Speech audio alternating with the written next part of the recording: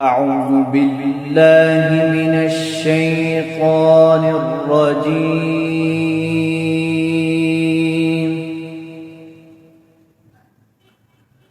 بسم الله الرحمن الرحيم.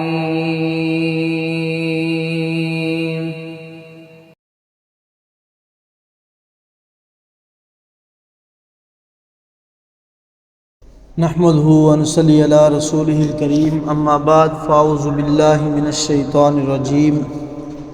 بسم اللہ الرحمن الرحیم.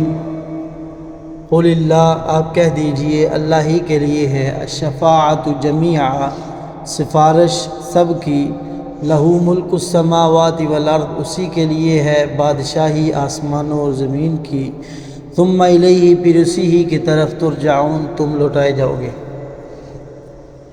اللہ رب العالمین قرآن پاک کی آیہ مبارکہ میں نبی پاک علیہ السلام کو یہ بات بتلا رہے ہیں کہ اے پیغمبر، ان کو بتلا دو کہ آج جو سمجھتے ہیں کہ ہمیں فلاں بچا لے گا یا فلاں بچا لے گا، تو قیامت کے دن سب کی سفارشیں اللہ ہی کے ہاتھ میں ہے. اللہ جسے چاہیں گے بچائیں گے، جسے اللہ تعالیٰ نہیں چاہیں گے کوئی بھی ان کو بچا نہیں سکے گا، اور ساری کائنات کے لوگوں کو اللہ کے سامنے کھڑا ہونا پڑے گا. وَإِذَا ذُكِرَ اللَّهُ وَحْدَهُ، اور جب ذکر کیا جاتا ہے اللہ اکیلے کا، اشمعزت، تو توحید الہی سے نفرت کرتے، تنگ پڑتے ہیں. قلوب الذین، دل ان لوگوں کے جو لا یؤمنون بالآخرہ، نہیں ایمان رکھتے آخرت پر. اللہ رب العالمین نے آگے ان لوگوں کے بارے میں ذکر فرمایا کہ جو توحید سے روگردانی کرتے ہیں اور شرک کو اپنے لیے بڑا اعزاز سمجھتے ہیں. فرمایا کہ جب بھی ان کے سامنے یہ بات کی جاتی ہے کہ اس دنیا کا خالق، مالک، داتا ایک اللہ کی ذات ہے، تو ان کے سینے تنگ ہو جاتے ہیں. یہ اپنے سینوں میں گھٹن محسوس کرتے ہیں ایک اللہ کا نام سن کر. اصل میں ان کے دلوں میں اللہ تعالیٰ کے بارے میں یہ عداوت ہوتی ہے کہ اللہ کے ساتھ شریک کرنا اپنے لیے بڑا اعزاز سمجھتے ہیں. اور اللہ تعالیٰ نے فرمایا آخرت کے دن پر ایسے لوگوں کا کوئی ایمان نہیں ہے. اگر ان کا ایمان ہو کہ اسی اللہ کے سامنے کھڑے ہونا ہے تو یقیناً اس کے ساتھ کسی کو شریک نہ کریں.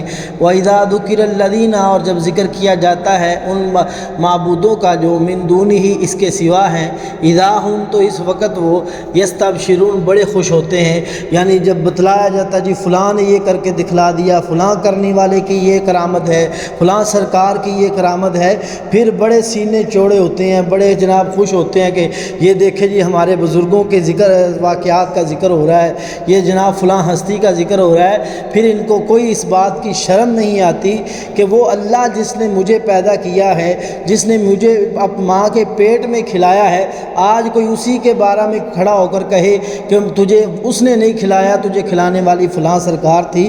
اس بارے میں شرم نہیں آتی کہ اپنے اللہ کو، داتا کو چھوڑ کر کسی اور کو داتا مانتے ہوئے اللہ کے سامنے ایسی حرکتیں کرتے ہیں. فرمایا قل اللہم، آپ کہہ دیجئے اللہ فاطر السماوات والارض، اے پیدا کرنے والے آسمانوں اور زمین کے، عالم الغیب والشہادہ، جاننے والے چھپے اور ظاہر کے، انت تحکم بین عبادک، تو ہی فیصلہ کرے گا درمیان اپنے بندوں کے، فیما کانوا فیہ یختلفون، ان باتوں میں وہ تھے جس میں اختلاف کرتے.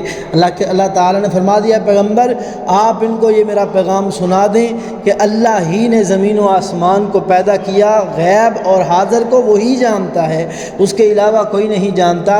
اور وہی اللہ قیامت کے دن فیصلہ کرے گا. اس دن پتہ چلے گا کون حق پر ہے اور کون باطل پر ہے، کون اللہ کو مان کر کامیاب ہو گیا اور کون اللہ تعالیٰ کے ساتھ شرک کر کے ناکام ہو، نامراد ہو گیا. اللہ تعالیٰ ہمیں سمجھنے کی، عمل کرنے کی توفیق عطا فرمائے.